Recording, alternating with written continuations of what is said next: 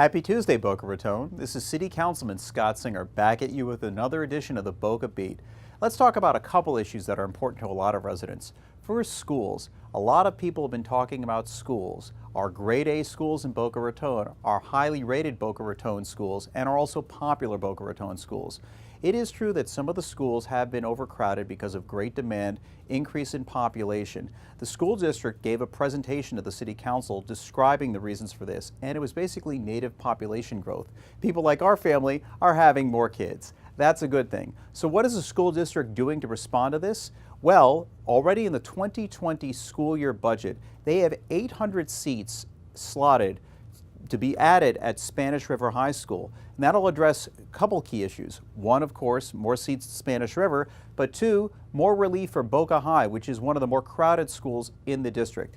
Second, the school district, and I keep mentioning the district because they're the ones, not the city in charge of our schools, but they're the ones in charge, have been looking for ways to ensure that the attendance is accurate there, meaning that people who live in the district actually do live there. And that's a result of a few more people trying to get in the district when they don't live there. What's the city's role? Well, it's facilitating new ideas and new programs.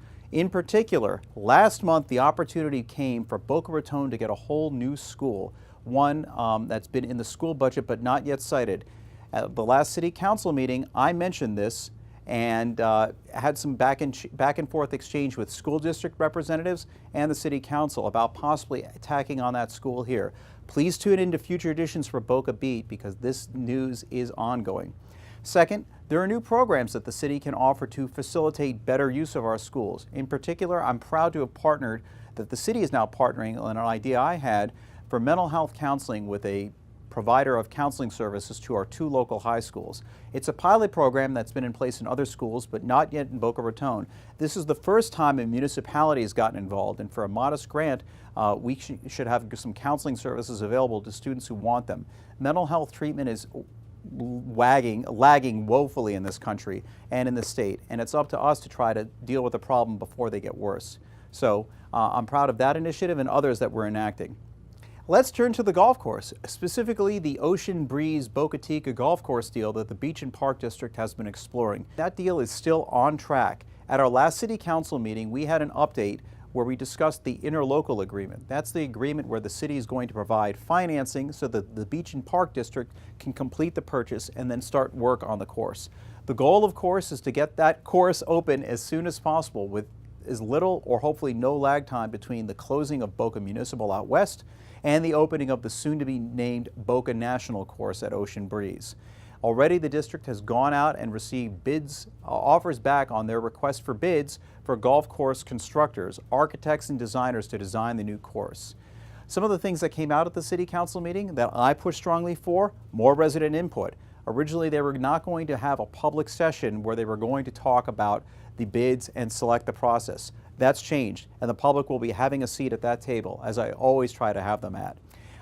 In addition, there were other concerns making sure that the city's finances would be protected, and most importantly, the residents' money. The Beach and Park District agreed to the request that the city made, and I'm looking forward to that deal proceeding. And we're back at work today after a national holiday, and what more important holiday could there be than to celebrate the life and legacy of the Reverend Dr. Martin Luther King?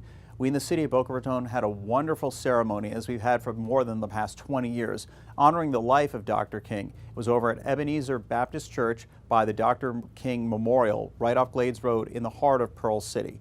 And what did we learn at that ceremony? Well, a lot of efforts by DISC, a group that's dedicated to promoting community. They're working on their initiative called Pearl City 2.0 and have just recently launched a website talking about different programs for interracial harmony and community harmony. It's not just about the legacy of Dr. King, it's about what together we can do as a community. And I'm very pleased that the city is partnering with the volunteers and residents through DISC and other groups to make that happen.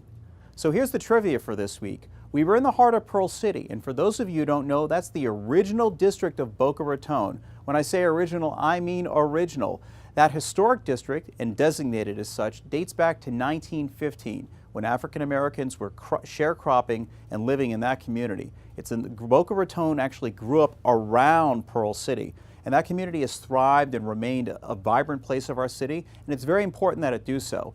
And 1915 is significant because that's 10 years before Addison Mizner came down here, opened up the Boca Resort, and literally put the town of Boca Raton on the map. So Pearl City has a great place in our history and hopefully a great place in our future. So I encourage you to check out more Pearl City 2.0 on the internet. Stay in touch with me at social media at Scott Singer USA and tune in for more Boca Beats here at Boca Voice. Thanks.